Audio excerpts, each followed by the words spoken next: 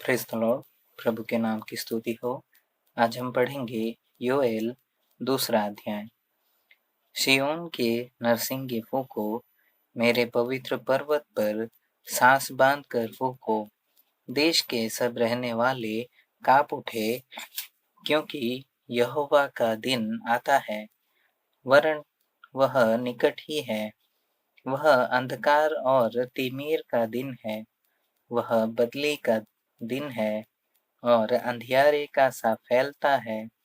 जैसे भोर का प्रकाश पहाड़ों पर फैलता है, वैसे ही एक बड़ी और सामर्थी जाति आएगी।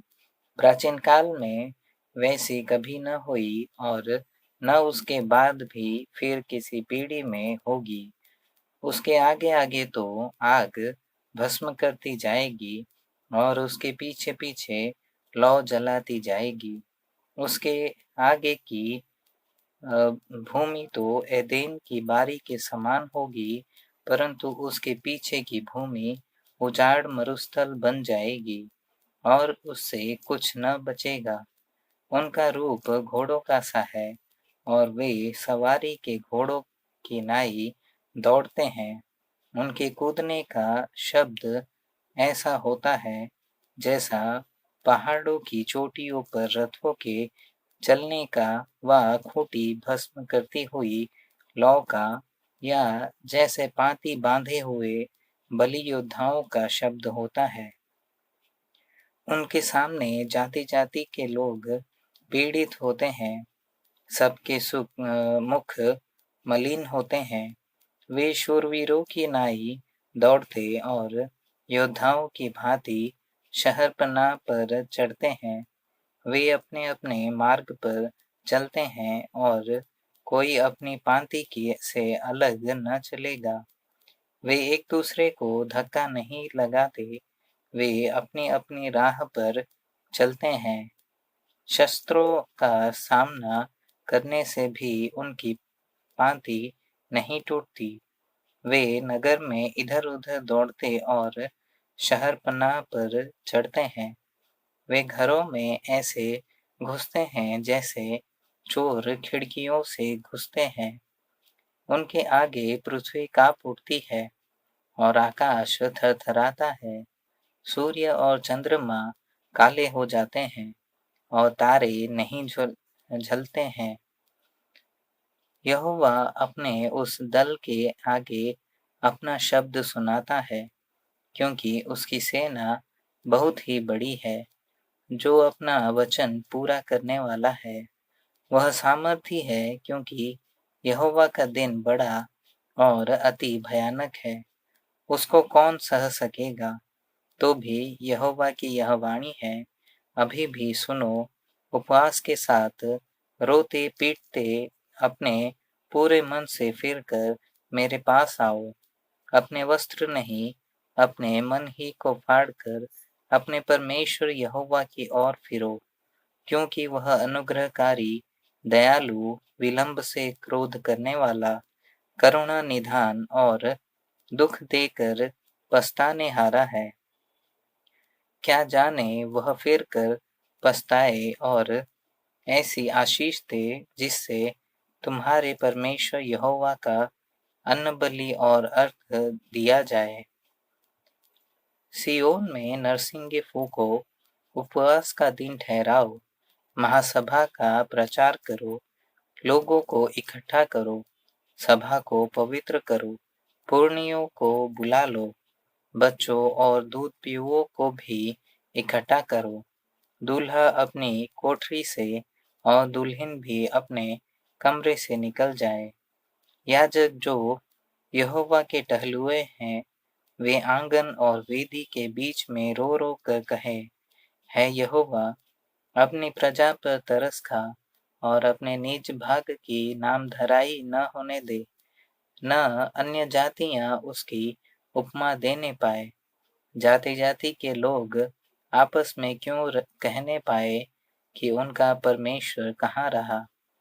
तब यहोवा को अपने देश के विषय में जलन हुई और उसने अपनी प्रजा पर तरस खाया। यहोवा ने अपनी प्रजा के लोगों को उत्तर दिया, सुनो, मैं अन्न और नया दाखमधु और ताजा तेल तुम्हें देने पर हूँ, और तुम उन्हें पाकर तृप्त होंगे, और मैं भविष्य में अन्य जातियों से तुम्हारी नामधराई न होने दूंगा। मैं उत्तर की ओर से आई हुई सेना को तुम्हारे पास से दूर करूंगा और उसे एक निर्जल और उजाड़ देश में निकाल दूंगा। उसका आगा तो पूरब के ताल की ओर और उसका पीछा पश्चिम के समुद्र की ओर होगा। उससे दुर्गंध उठेगी और उसकी सड़ी गंध फैलेगी, क्योंकि उसने बहुत बुरे काम किए हैं। हे देश, तू मत डर, तू मगन हो और आनंद कर, क्योंकि परमेश्वर ने बड़े बड़े काम किए हैं।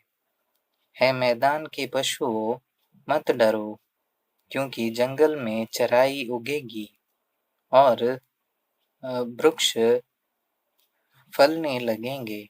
अंजीर का वृक्ष और दाखलता अपना अपना बल दिखाने लगेगी।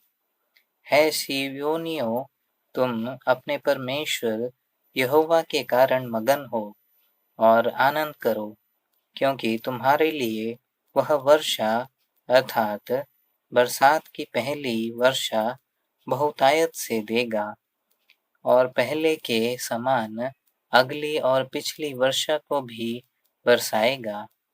तब खलिहान आएंगे और रसकुंड नए दाखमधु और ताजे तेल से उमड़ेंगे, और जिन वर्षों की उपज अरबे नाम टिड्डियों और येलेक और हासिल ने और गाजाम नाम टिड्डियों ने अर्थात मेरे बड़े दल ने, जिसको मैंने तुम्हारे बीच भेजा, खा ली थी, मैं उसकी हानि तुमको भर दूंगा।